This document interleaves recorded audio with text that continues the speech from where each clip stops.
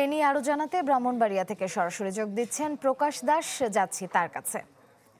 প্রকাশ, আখাউড়া আশুগঞ্জ মহাসড়কে 4 লেনের কাজে ধীরগতির মূল কারণগুলো কি?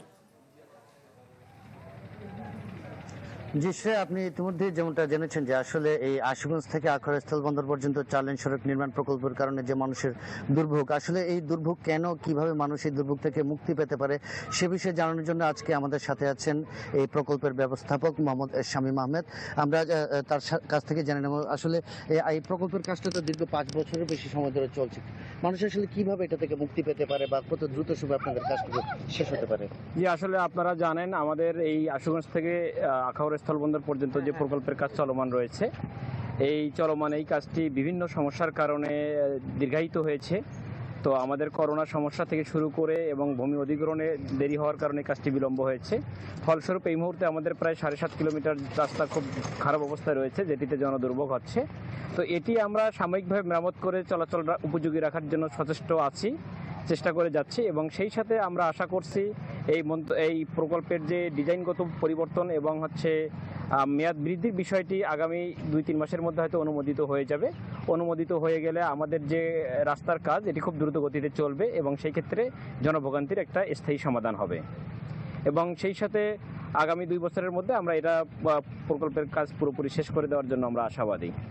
আর তৃতীয় প্যাকেজের যে কাজটি বাতিল করা হচ্ছে সেটি কেন, বা সেটার এখন যে এটি আপনারা জানেন যে আমাদের প্রকল্পের যে 3 নম্বর প্যাকেজ ছিল ধরকার থেকে আখাউড়া স্থলবন্দর পর্যন্ত, সেটি আসলে গত মার্চ মাসে বাংলাদেশ ভারতের দ্বিপাক্ষিক সভার সিদ্ধান্ত অনুযায়ী প্রকল্পটি থেকে বাদ দেওয়ার সিদ্ধান্ত হয়েছে। এই মুহূর্তে 3 নম্বর প্যাকেজ অর্থাৎ আখাউড়া যাওয়ার জন্য আমাদের আরও 2টি বিকল্প সড়ক রয়েছে।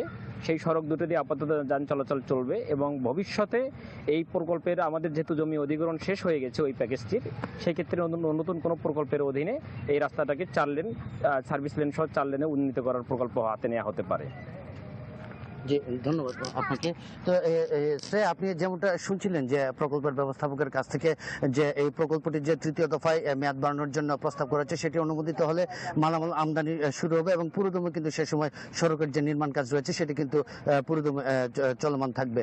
তো শ্রেয়া, এখন সব মিলিয়ে বলা যেতে পারে এখন যে তৃতীয় দফায় যে 2027 সালের 30 জুন পর্যন্ত যে প্রকল্পটি প্রস্তাবনার জন্য প্রস্তাব করা হচ্ছে সেটি অনুমোদন পেলেই কিন্তু তারা পুরোদমে কাজ শুরু করতে পারবে এবং পাশাপাশি সড়কের যে বিভিন্ন খানাখন্দরগুলো রয়েছেন তারা এগুলো ইটের খোয়া এবং বিভিন্ন সামগ্রী, নির্মাণ সামগ্রী দিয়ে কিন্তু তারা এগুলো সংস্কার করছেন যেন যান চলাচলের উপযোগী থাকে। যে তো সেই ছিল আমার কাছে ব্রাউনবাড়ি থেকে সর্বশেষ খবর। ধন্যবাদ প্রকাশ আপনাকে। আশুগঞ্জ আখাউড়া মহাসড়কে 4 লেন প্রকল্পের কাজের বিস্তারিত জানাচ্ছিলেন সহকর্মী প্রকাশ দাস।